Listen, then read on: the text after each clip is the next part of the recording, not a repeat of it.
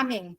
Padre Celestial, te damos las gracias, Padre, por una oportunidad más, un domingo más, de poder reunirnos, estar todos los hermanos expectantes de lo que tú tienes para nosotros, Señor. Te damos las gracias por esa bendición de tenerte en nuestras vidas. Ponemos este tiempo en tus manos y te rogamos, Señor, que lo que vamos a recibir el día de hoy lo podamos poner por obra. Gracias te damos, Señor, para ti sea todo el honor y toda la gloria en el nombre de nuestro Señor Jesucristo. Amén y amén.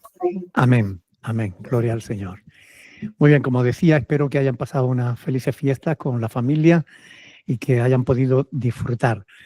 Ahora es tiempo de meditar la palabra de Dios y así que vamos al Evangelio de Juan, capítulo 7, donde vamos a seguir meditando los versículos del 37 al 39. Juan 7, 37 al 39. Muy bien.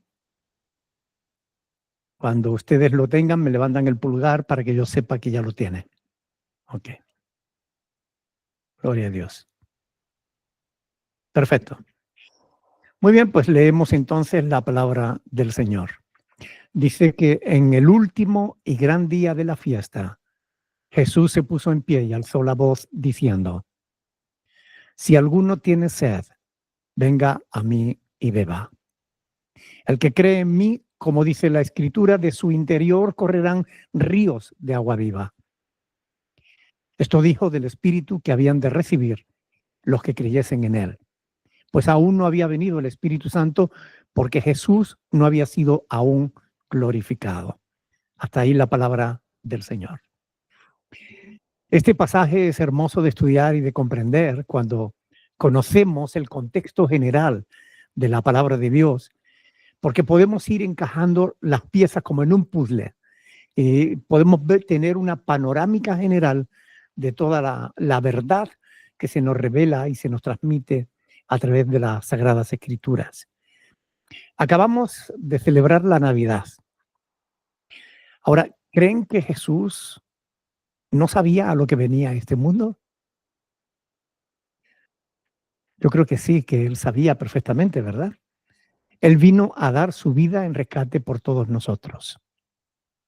Aún así, él no huyó de sus responsabilidades, ni tuvieron que obligarlo. Lo hizo voluntariamente y por amor a la humanidad. Es decir, por amor a ti y por amor de mi vida. Lo importante en este pasaje es que, teniendo en cuenta el contexto que ya conocemos, es decir, porque ya hemos estudiado todo lo anterior hasta llegar aquí, sabiendo que los gobernantes buscaban ocasión para prenderlo y que la gente estaba dividida en cuanto a qué pensar respecto de Jesús. A pesar de eso, de que lo buscaban para matarlo y de que una parte del pueblo estaba con él y otra no, él no se esconde en ningún momento, sino todo lo contrario. Dice la Escritura que en el último y gran día de la fiesta, bueno, se refiere, como ya sabemos, a la fiesta de los tabernáculos, ¿verdad?, que estaba celebrando en Jerusalén. Jesús llevaba ya varios días en la fiesta. Según vimos en Juan capítulo 7, versículo 14, Jesús subió a Jerusalén justamente a la mitad de la fiesta. Recuerdan que los hermanos lo instaban a subir de inmediato a la fiesta y él no quiso al principio, pero a mitad de la fiesta, a mitad de la semana, Jesús sube a Jerusalén. Ahora pasamos al último día de la misma, de la fiesta. Ya hemos hablado de esta fiesta que era una de las 3 más importantes que celebraba el pueblo de Israel. Una fiesta llena de simbolismos relacionados con la experiencia del pueblo de Dios en el desierto. Durante la fiesta de los tabernáculos, cada día los sacerdotes traían agua en una vasija de oro desde el estanque de Siloé. De esta manera ellos recordaban el agua que brotó de la roca, tal y como nos enseña Éxodo capítulo 17. Durante la procesión, mientras que los sacerdotes llevaban esa vasija con agua del estanque de Siloé hasta el templo, a lo largo de esa peregrinación, entre toques de trompeta, la gente cantaba y celebraba alegremente. Y cuando llegaban al templo, el agua era derramada sobre un embudo que terminaba en la base del altar de los sacrificios. Y el pueblo celebraba con gran júbilo, con gran alegría. Estas ceremonias no solo les recordaban las bendiciones que les habían sido otorgadas a sus antepasados en el desierto, sino que también anunciaba de alguna manera la abundancia espiritual de la era mesiánica. Tenían en mente pasajes como Isaías capítulo 12, versículo 3, donde dice: sacaréis con gozo agua de las fuentes de la salvación. El agua, pues, era derramada en el altar como una ofrenda a Dios.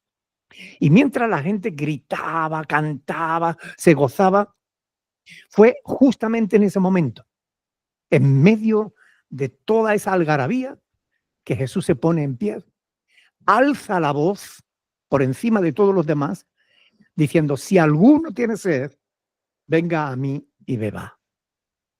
Yo quisiera que ustedes fueran capaces de entender la importancia de este gesto de Jesús. Ante toda la multitud que llenaba el templo y las calles de Jerusalén, gritando para que todo el mundo pudiese oírle, como si dijese: ¿no se dan cuenta de que esta agua que ustedes están derramando ahí, es un ejemplo que me señala a mí? Que todos esos recordatorios de la vida de nuestros antepasados en el desierto solo tienen sentido si se tiene en cuenta como anuncios del Mesías. Es como si Jesús quisiera que la gente entendiera esto. Pero ni siquiera muchos creyentes llegan a comprender el contexto de estos pasajes. Esta es una de las declaraciones más grandes, más claras, de que Él, Jesús, era el Hijo de Dios y el Mesías que ellos estaban esperando. ¿Quién más, aparte del Mesías, podía hablar de ese modo? Ni los más respetados maestros de Israel se atreverían a tanto. Solo Dios puede dar vida. De hecho, fue Dios quien les dio a beber el agua en el desierto. Que Jesús dijese a toda voz: si alguno tiene sed, venga a mí y beba. Estos dos verbos, ¿no?, venga y beba, son imperativos y están en tiempo presente, lo que describe una acción continua. Como la sed física debe ser satisfecha diariamente y en varias ocasiones a lo largo del día, así también el creyente debe acudir a Jesús a satisfacer su sed espiritual todos los días y no solo una sola vez. Algunos solo se acuerdan de Jesús una vez al año, cuando llega la Navidad. Y celebran la fiesta y ni siquiera saben qué es lo que están celebrando. Pero Jesús quiere que le tengamos en cuenta siempre, todos los días del año. Los que viven en zonas áridas, donde no hay aguas, saben la desesperación que causa el estar trabajando bajo los rayos del sol y sin tener con qué saciar tu sed. Es terrible, la sed es terrible. Era evidente que para los judíos que oyeron sus palabras, las palabras que Jesús pronunció poniéndose en pie en aquel lugar, estaba también poniéndose en el lugar de Dios al exigir que la gente lo siguiese a Él. Porque Jesús nos dice: si alguno tiene sed, vaya a Dios que le dará de beber. No, venga a mí, dice Jesús. Solo Dios y nadie más podía dar el agua de vida. Pero ya Jesús había afirmado anteriormente que Él podía dar esa agua. Recuerden cuando hablaba con la samaritana, en el capítulo 4 de Juan, en el versículo 10, Jesús le dijo: si conocieras el don de Dios, ¿y quién es el que te dice dame de beber? Tú le pedirías y Él te daría agua viva Y Jesús dijo más adelante, mas el que bebiere de esta agua que yo le daré, no tendrá sed jamás, sino que el agua que yo le daré será en él una fuente de agua que salte para vida eterna. Juan 4:14. Y esto es precisamente lo que Jesús está diciéndole a la multitud de ese día, el último día de la fiesta de los tabernáculos. En el pasaje de la Samaritana se refería a la vida eterna. Es más que evidente que Cristo está afirmando que Él es la fuente de la salvación, como veíamos en Isaías. De modo que Jesús les estaba diciendo que Él era el cumplimiento de todo lo que aquella ceremonia significaba. Así lo entendieron también los apóstoles. Por ejemplo, el apóstol Pablo enseñó que aquella roca de la que brotó agua en el desierto, que les dio la vida, era Cristo. Por eso Pablo escribió, y todos bebieron la misma bebida espiritual, porque bebían de la roca espiritual que lo seguía, y la roca era Cristo. 1 Corintios 10:4. Para Pablo no cabe la menor duda. Cristo es la fuente de vida, del agua de vida. A continuación, se nos dice en el versículo 38, el que cree en mí, como dice la Escritura, de su interior correrán ríos de agua viva. Y una vez más, Cristo se señala a sí mismo. No está hablando del Padre, está hablando de Él. Y Jesús explica lo que significa la palabra beba, cuando dice vengan a mí y beba. Esa palabra que la encontramos en el versículo anterior, en el 37. Ir a Jesús y creer en Él. Eso es beber. Ir, vengan a mí y beban. Cristo está diciendo, ven a mí, cree en mí. Esa es la invitación que Cristo hace. Si alguno tiene sed, venga a mí y beba. El que cree, de su interior correrán ríos de agua viva. El agua que Jesús ofrecía era superior a cualquier otra agua, en cantidad y en calidad. Muy superior a las aguas traídas por los sacerdotes desde el estanque de Siloé. Muy superior. Porque Jesús describe el agua como ríos que brotan, que corren, y además las aguas que Cristo ofrece son aguas vivas, no aguas muertas. Resumiendo, el que tiene sed viene a Cristo, cree en Él. Ese es el que satisface su sed. Y luego, ese que ha bebido el agua de Cristo, ese que ha bebido en Cristo, se convierte a su vez en una fuente que fluye, de la que fluyen ríos de agua viva para satisfacer también la fe de otras personas. Porque Jesús no quiere solamente que nosotros bebamos, quiere que todos beban de Él. En todas estas palabras Jesús está declarando su divinidad, vez tras vez. Alguna gente dice, no, Cristo nunca dijo que Él era Dios. Lo está repitiendo continuamente a lo largo de todo su ministerio. Y si alguien entiende la cultura hebrea, si alguien entiende lo que la Escritura, no tiene más remedio que verlo. Él está reconociendo delante de todos los habitantes de Jerusalén que Él es el que da el agua de vida. Está diciéndole a la gente que deben creer en Él, que Él es Dios, el único que puede dar el agua de vida eterna.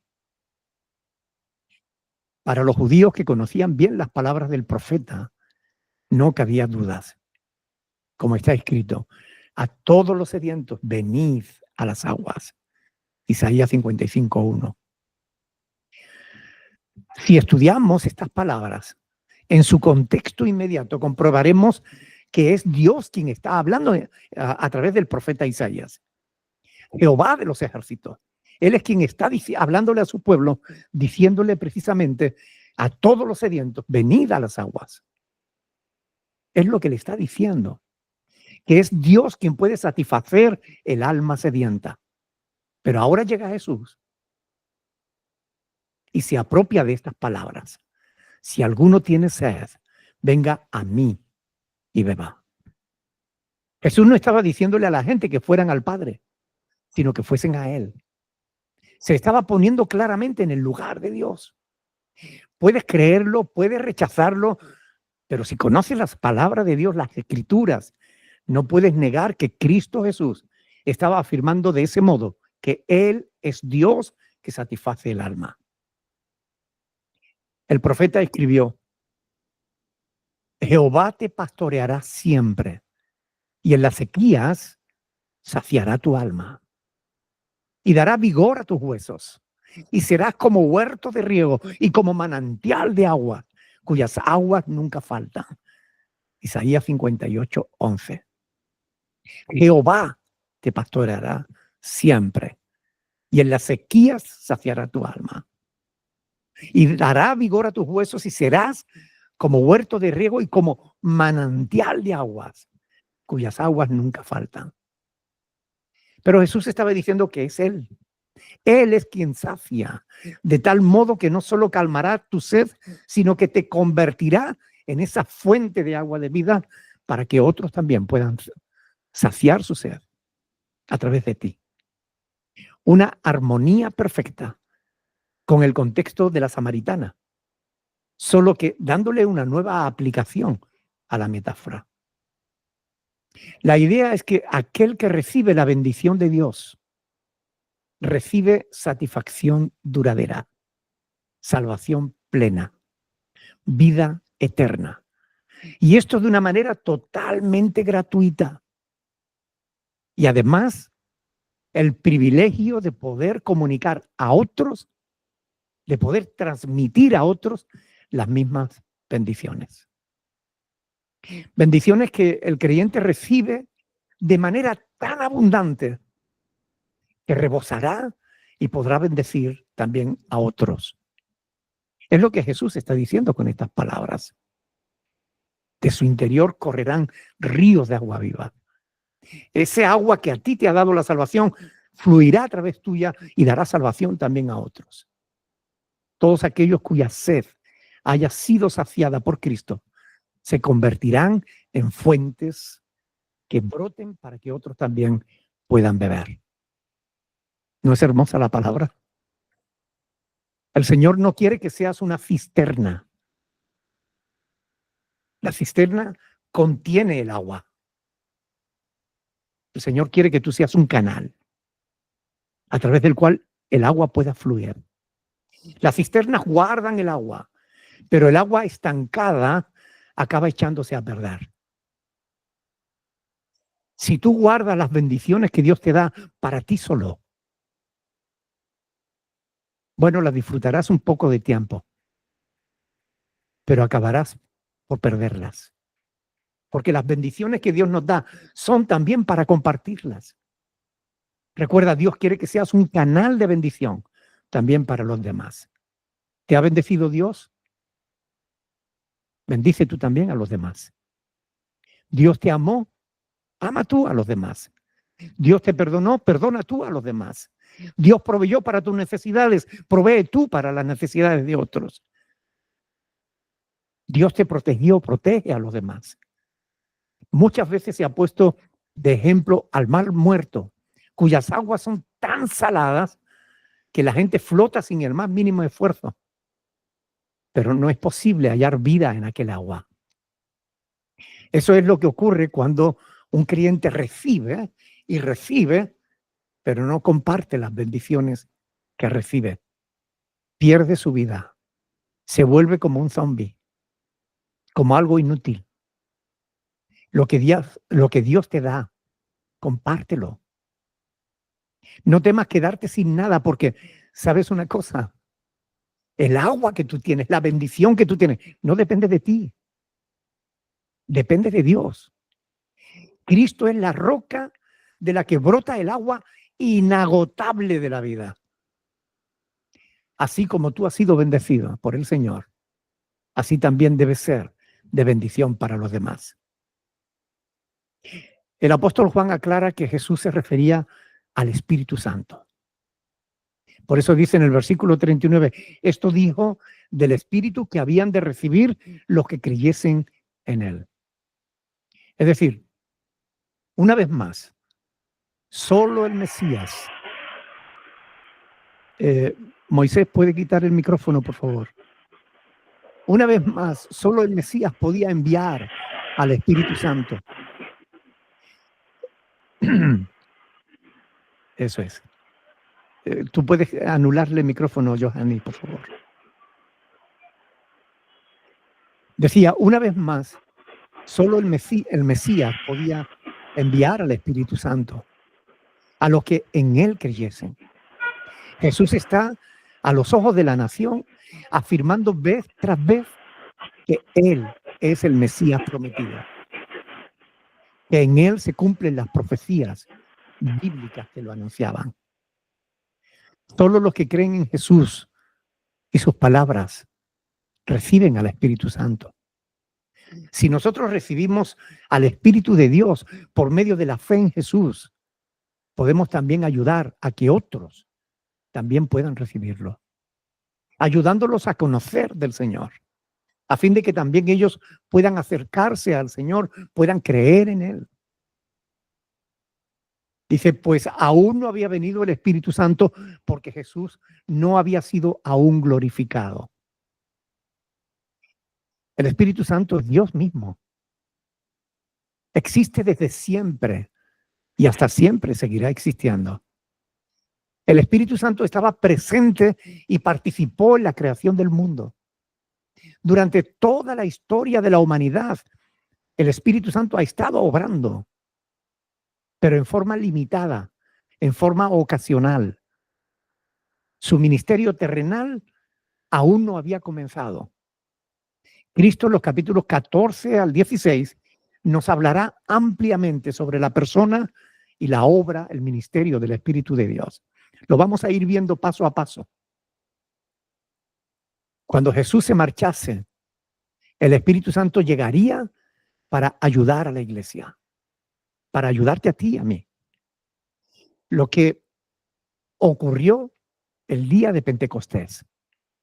Hechos de los Apóstoles, capítulo 2, nos habla de cuándo y cómo vino el Espíritu Santo a comenzar su ministerio público aquí en la tierra.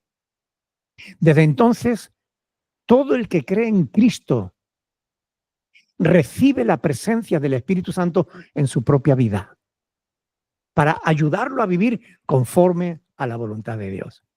En el Antiguo Testamento no era así.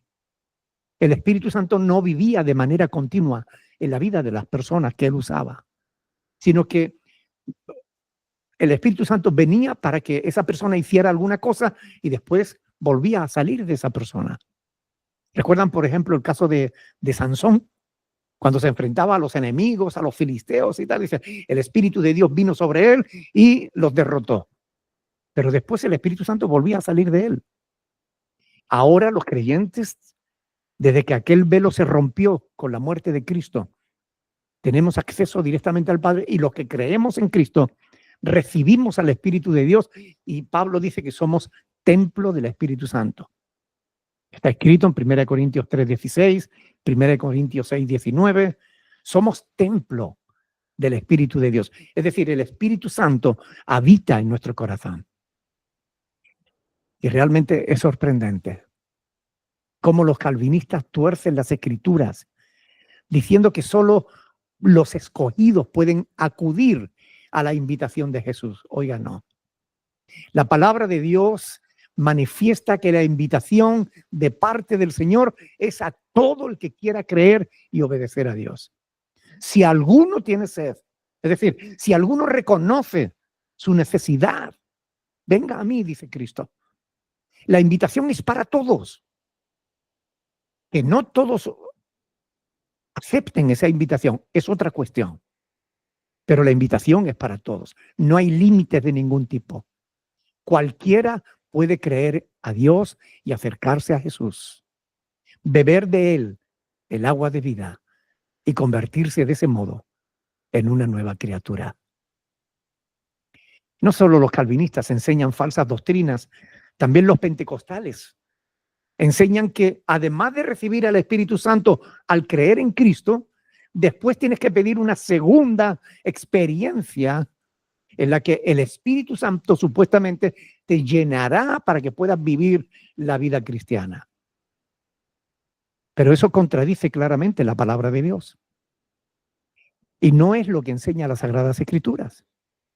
La palabra de Dios enseña que quien recibe al Espíritu Santo, cuando cree en Cristo, lo recibe en plenitud, no en partes. Ya vimos en Juan capítulo 3, versículo 34, ya lo habíamos estudiado, donde dice que Dios no da el Espíritu por medida. Cuando el Espíritu Santo llega a tu vida, llega en plenitud. No te da una porción cuando crees y después tienes que esperar otra porción para completarte. No es así, eso es una doctrina pentecostal que no concuerda con la verdad que tenemos en las Sagradas Escrituras. Como puedes comprobar por ti mismo. Juan 3:34, o sea, lo tienes ahí sencillito. Dios no da el Espíritu por medida. La cuestión es, ¿ya creíste en Jesús? Si es así, tú ya tienes al Espíritu Santo en tu vida. En plenitud. Y como Pablo enseña, tú eres templo de Dios, del Espíritu de Dios. En cambio, si aún no has pedido perdón a Dios por tus pecados, o si aún no has creído en el Evangelio, déjame decirte que no importa cuánto tú sepas de la Biblia, ni cuánto hayas asistido a alguna iglesia, sencillamente tú no eres templo de Dios, porque el Espíritu Santo no está en tu vida. El Espíritu Santo viene a tu vida cuando tú crees, cuando de verdad abres tu corazón a Dios, arrepentido por tus pecados, y le pides que Él venga a tu vida. Esa es la auténtica razón por el cual muchísimos creyentes viven en una continua derrota.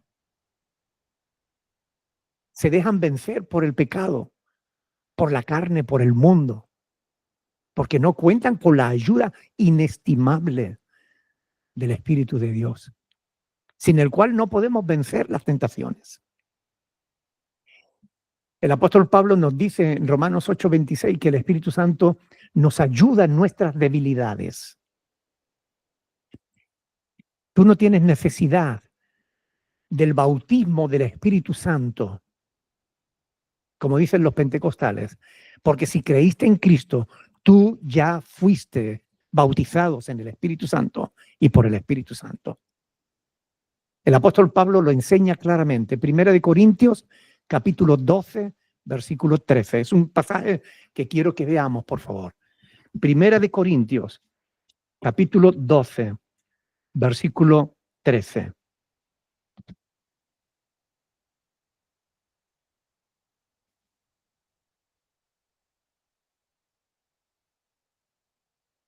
Dice la palabra de Dios, porque por un solo espíritu fuimos todos bautizados en un cuerpo.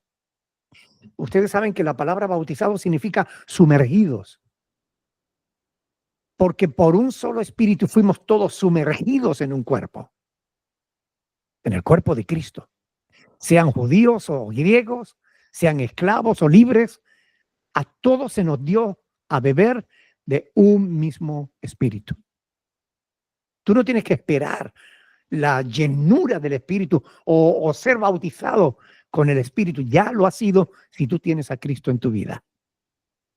Significa que cuando creíste en el Señor, Dios te bautizó, Dios te sumergió en el Espíritu Santo, en el cuerpo de Cristo por el Espíritu Santo.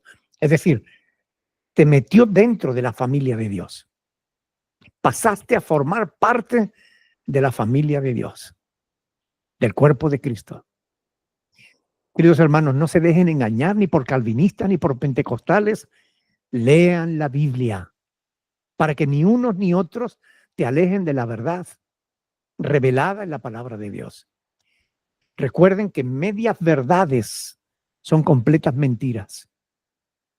Y ninguna religión, ningún grupo religioso te va a decir toda mentira. Todo lo que te van a decir va a ser mentira. Ninguna. Porque entonces nadie les creería. Para que tú te tragues las mentiras que ellos enseñan, te la envuelven con algunas partes de verdad. Y los que no conocen las Sagradas Escrituras se la tragan porque no conocen la verdad y no saben discernir lo que es verdad y lo que no lo es. Por eso debemos orar, que Dios nos ayude a entender la necesidad tan grande que tenemos de leer la palabra de Dios, de meditar la palabra de Dios, de aprender la palabra de Dios, de vivir la palabra de Dios. Que Dios nos ayude a entender nuestra necesidad. Yo lo pido en el nombre del Señor Jesús, porque es algo que nos ayudará enormemente. Conociendo la palabra de Dios, ya no seremos niños fluctuantes que son llevados por cualquier sitio por vientos de doctrinas. Queridos hermanos, seamos maduros, no más duros, sino maduros. Estamos ante un nuevo año. Estamos terminando 2024 y a la vuelta de la esquina está esperándonos el 2025. Yo les decía esta mañana a los hermanos que es como si el Señor nos diera una libreta nueva para que nosotros podamos empezar a escribir una historia hermosa, una mejor historia que la que hemos escrito a lo largo del 2024. Tenemos esa oportunidad, porque Dios en su misericordia y en su bondad nos da esa oportunidad. ¿No te gustaría mejorar tu historia? ¿No querría escribir sin borrones? ¿Sin cosas que tener que tachar después? Tenemos la oportunidad, pero tenemos que comprometernos con nuestra fe. Tenemos que comprometernos con el Señor. Tomemos la fe en serio, pues el Señor se acerca, mis hermanos. Cada día Cristo está más cerca. Que Dios nos dé la sabiduría necesaria para vivir conforme a su bendita voluntad, que además es agradable y es perfecta. Que Dios nos bendiga a todos, mis hermanos. Necesitamos entender la importancia de acercarnos cada día más al Señor. No vas a poder escribir una historia hermosa si no cuentas con Dios cada día. No permitas que nada ni nadie te aleje de Dios. Acércate más cada día a Él, porque además tú sabes bien que cuando estás cerca de Dios, cuando tienes una buena relación con el Señor, eres más feliz, eres más bienaventurado. Lo sabes.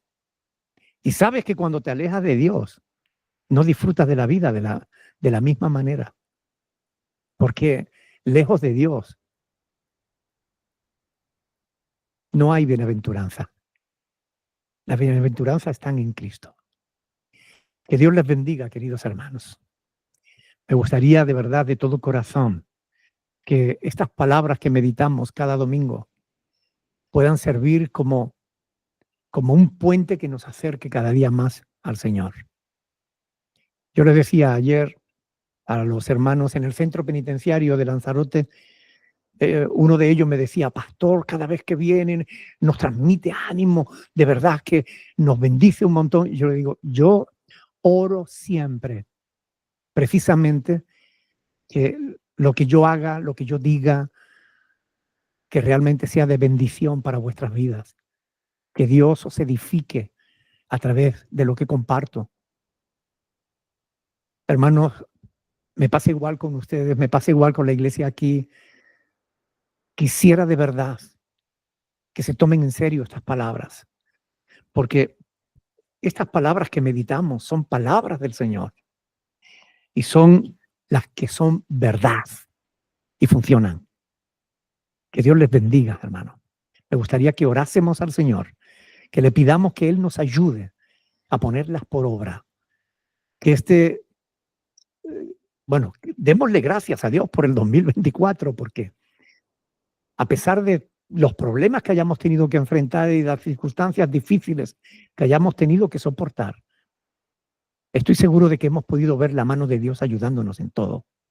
Entonces, démosle gracias a Dios por haber estado con nosotros a lo largo de todo este año y pidámosle al Señor que este nuevo año que comienza sea un año de bendición, donde realmente crezcamos en el conocimiento de Dios, crezcamos en nuestra consagración a Dios, podamos ser de bendición, no solo para nosotros mismos, sino también para los que nos rodean, para nuestra familia, nuestros amigos, compañeros de trabajo, que podamos ser un canal, no una cisterna, que reúna, que guarde la bendición, no, un canal que la transmita, que la haga correr y fluir, de manera que bendiga también a los que están a nuestro alrededor.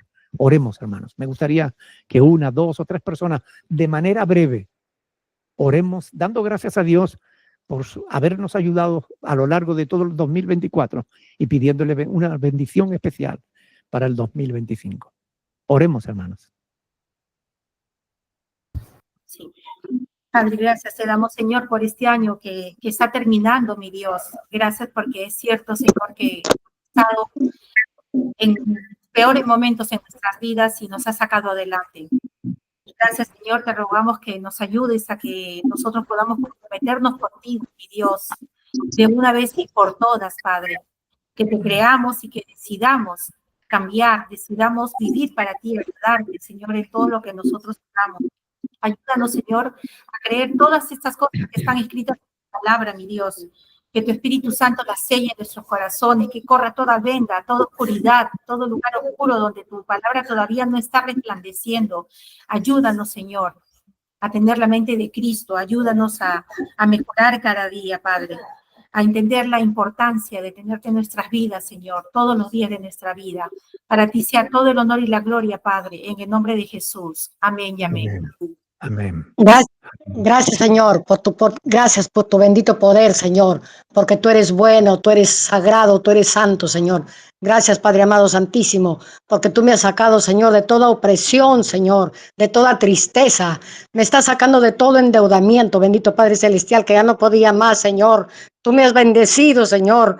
Me has bendecido con canastas este año, bendito Dios, porque tú sabes que yo necesitaba, Señor. Gracias, bendito Dios, porque mi hija Mariela, Señor, que estaba tirada como postrada, que no podía ni moverse para trabajar, hoy está vendiendo sus caramelos en los carros, bendito Dios, y ya le gustó y ya trae dinero a la casa, Señor. Gracias, Padre amado santo, y te pido, bendito Dios, que tú me ayudes, bendito Padre celestial, para operarme del otro ojo que necesito, que tengo catarata, Señor, para poder ver mejor, bendito Dios, y leer correctamente con mis lentes, Señor, bendito Dios.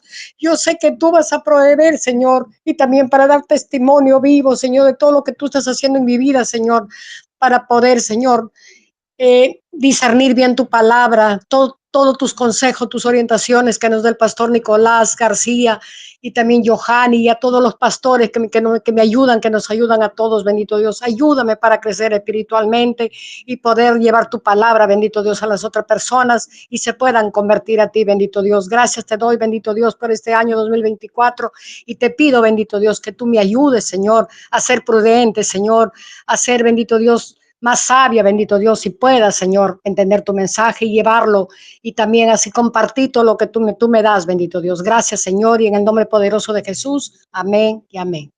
Amén. Aleluya. Gloria a tu nombre, Señor. Padre Santo que estás en los cielos, Señor amado. El último domingo del año. Un año, Señor, que se va, pero que nunca nos ha faltado tu presencia. Tampoco me faltó a mí. Aún en las duras pruebas de este año, Padre, tu mano me has sostenido y me has fortalecido. Gracias, Dios mío, por tu presencia. Gracias, Señor, por perdonarme mis pecados. Gracias, Señor, por tu iglesia, por el amor que nos une. Como dice tu palabra, en esto conocerán que soy mis discípulos, que se tienen amor los unos por los otros. Que ese amor nunca merme en nosotros, sino que cada día siga creciendo y fluya de nosotros para poder compartir con otros tu gracia, tu amor, la humildad que tú quieres, Señor, en nosotros. Gracias, Dios mío, por tu palabra. por tu presencia, porque nos fortaleces por tu Espíritu Santo. Y sobre todo, gracias por salvarnos, por salvarme, Señor, de donde yo estaba. Gracias por enviar a Jesucristo, Señor, para nuestro Señor y Salvador. Dejo este último domingo en tus manos. Se acerca el próximo año. Sé que no nos vas a faltar porque tú eres inmutable, Padre mío. Gracias, Dios, por ser nuestro Dios, un Dios vivo y verdadero. En el nombre de mi Señor Jesucristo te agradezco, Padre. Amén, Señor.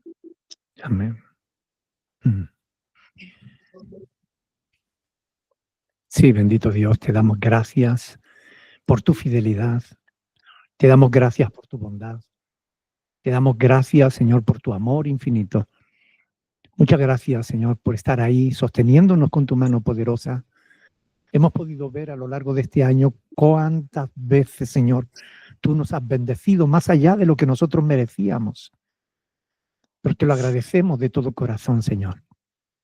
Queremos rogarte que este 2025, Señor, sea un año de bendición en el que podamos ver tu mano poderosa obrando no solo en nuestras vidas, sino también a través de nuestras vidas, en nuestro entorno, en nuestra familia, Señor, que aún no han entregado sus vidas a ti, podamos ver cómo uno a uno se van entregando sus vidas a Cristo, Señor.